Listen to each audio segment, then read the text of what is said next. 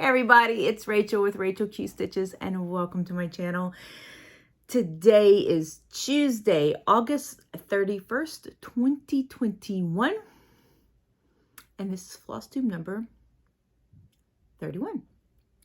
Sorry, I got distracted there. If you are new here, thank you for stopping by. This is a channel mainly about cross stitch. Once in a blue moon, I might talk about quilting. Maybe some other little crafty things that I might be doing, but 99% of the time it is cross stitch. And that's what we'll be talking about today. A little update. Hurricane Ida blew through where we are located. We are in Lafayette, and Lafayette is was on the west side of the storm, which is where you want to be when it comes to hurricanes. But a lot of our family and friends were on the path and on the west side. So if you think about it, prayers for them. Our oldest niece lived in Houma. She, her and her husband and daughter went to Texas to stay with her brother during the storm, and they have no idea what their house looks like. And Houma was pretty decimated. It's just, I'm still in shock when I see pictures rolling in of the damage that was done along the coast. It was just horrendous. Anyway, so levees are not failing. There are some levees I think that are failing, but most of them are just overtopping. They're just overflowing. They're just full of water. So anyway, but my family did good. My daughter, who's still, who's living here, she hasn't moved out yet. And our youngest son, our middle child, came. He came and stayed with us just in case we would have needed help cleaning up or whatever afterwards. And so it was quite entertaining having the two of them here. We barbecued. We ate a lot of snacks, which our two young adult children picked out. And so I am back on my water and eating healthy. So anyway, but we did well. But like I said, our thoughts and our prayers are with those that did do so well. So anyway, but that is how it is. So if you, I don't know, if you know anybody, let me know. If you know of any family members who may be stuck or might have some issues, let me know, and I'll put them on my list of people to pray for, because I know a lot of homes were just flooded. People were flooded. They're saying like whole towns were just wiped out. So I don't know what's going to happen there. I try to stay off the news, but lately I've just been kind of stuck on it, just trying to figure out what's going on. But anyway, and I didn't get much stitching done because, like I said, my children provided the entertainment while they were here. But I did get a few things done. And when I left y'all last, I said I was going to work on Flea Market Flowers. And I was going to work on blues. Well, I did this blue flower right here. So this is what I worked on. I'm just picking a color and I'm working all the colors. So right now I'm working on blues. And I do believe that was my last blue flower, maybe. I might have one more. I don't have the pattern with me. I didn't bring it. But this is Flea Market Flowers. It is by Lori Holt, available on the Fat Quarter Shop. I have been saying all along that I was doing it on 14 count Aida, and I'm not. I'm doing it on 16 count Aida. And this is just an Aida from my stash. And I'm using the call for DMCs. So that is that. It's slow. I'm definitely not on task like they suggested, but it's something I enjoy picking up, and like I said, working on one color at a time is really is helping me to enjoy just a tad bit more. And so that is what I did. And I worked on City of Romance. This is, and I didn't bring any of my papers, y'all. I'm sorry. I just not thinking straight. But anyway, this is by Stitchrovia, and I link everything below. I don't think I'll link Flea Market Flowers, but I do link everything below. But this is by Stitchrovia on Etsy, but I got mine off of a Cross Stitcher Magazine 2018, not sure the month. Anyway, but this is it, and I did work all the way to the end. So I finished the bridge right here. It is 2 colors. They are showing up a little bit on camera. I was having a hard time picking out the 2 different colors while I was stitching it. What is this? What is this? Okay, here we go. But this is it. So I went all the way to the end, so I do have enough fabric. And so when I pick it up again, I'll finish this, and then I'll start working my way up again. So this is City of Romance or City of Love, depending on where you get it from, by Stitchrovia. I believe on the Etsy shop it's listed as City of Love. This is a 14 count Aida that I dyed myself using Dynaflow fabric paints.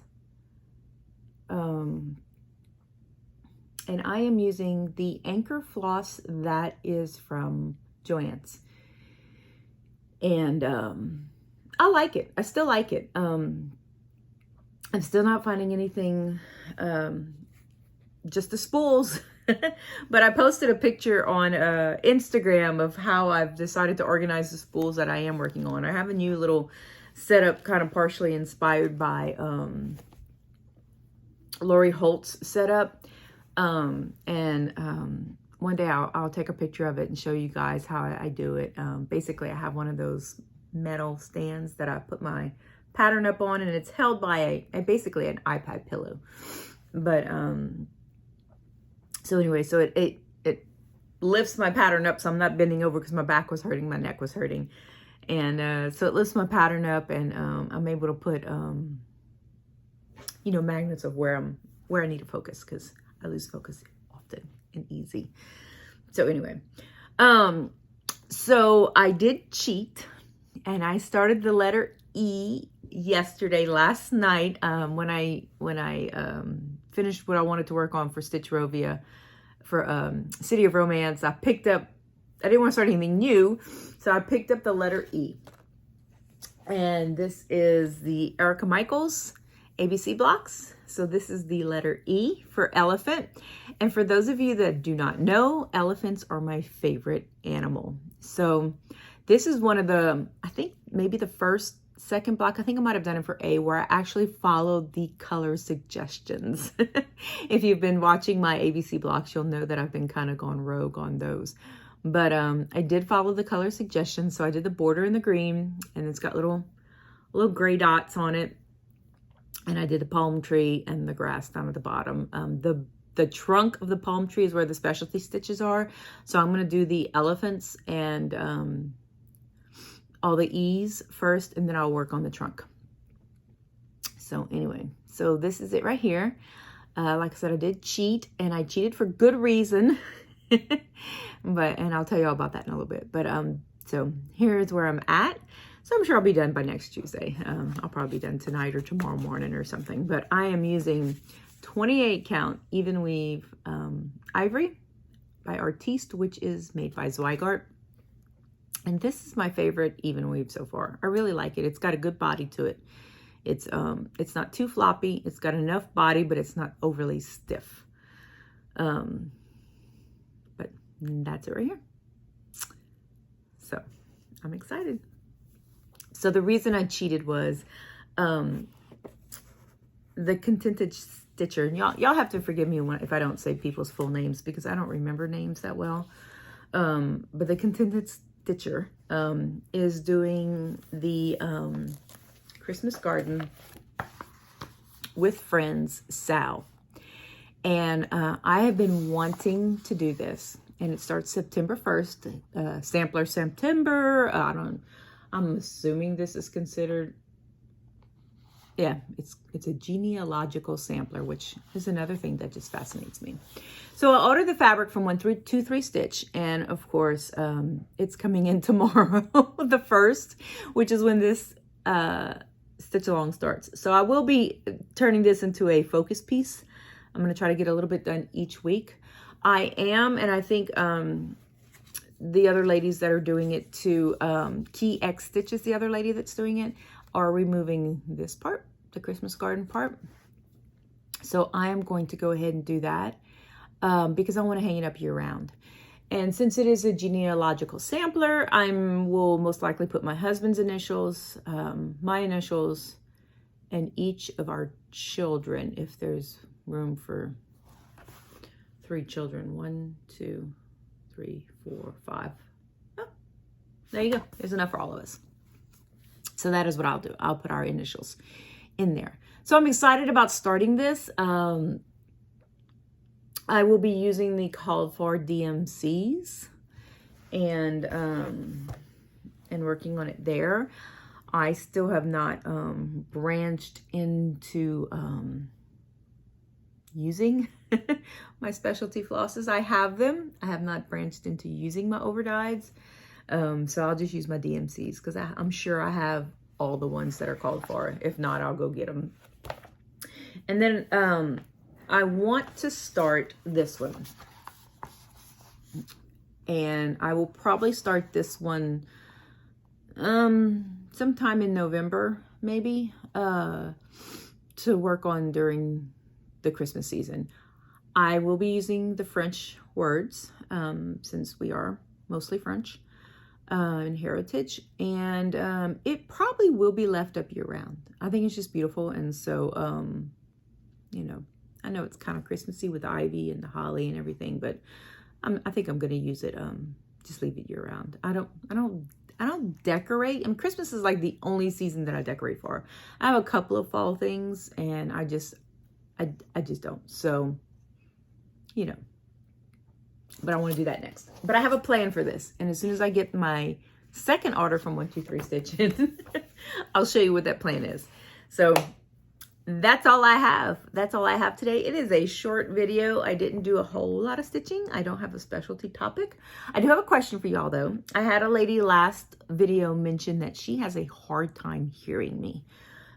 She did say that she is partially deaf, and just turn the volume all the way up. And I have to do that for several people. I noticed that their videos are, the volume's low. I don't know if it has to do with my settings on my phone. I did get a new phone, so hopefully that might help. So I don't know if it has to do with my settings. I don't know if it has to do because maybe I mumble, and that might be it. I do mumble a lot. And it might be my accent. I don't know.